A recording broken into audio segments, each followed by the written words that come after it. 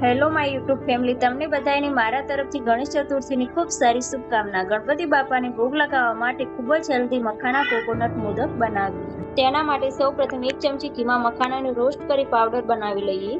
કોપરાના છીણને 1 ચમચી ઘીમાં રોસ્ટ કરીને તેમાં મિલ્ક પાવડર એડ કરી મિક્સરમાં ક્રશ કરી લઈએ। નોનસ્ટિક પેનમાં ક્રશ કરેલ પાવડર દૂધ એડ કરી ઘટ્ટ થાય ત્યાં સુધી મીડિયમ ગેસની ફ્લેમ ઉપર થવા દઈએ।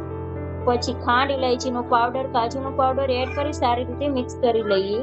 ડો ફોર્મમાં સેટ થઈ જાય પછી શાઇનિંગ માટે અડધી ચમચી ઘી એડ કરીએ। ડોને હાફ કરી તેમાં યલો ફૂડ કલર નાખી મિક્સ કરી મોદક મોલ્ડને ઘીથી ગ્રીસ કરી વચ્ચે મનપસંદ ડ્રાય ફ્રૂટ્સનું સ્ટફિંગ કરી મોદક બનાવી લઈએ।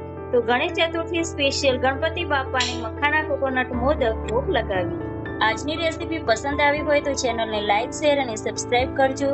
તો ચાલો મળીએ નવી નેક્સ્ટ રેસીપીમાં। Thank you for watching. Bye. Take care of you.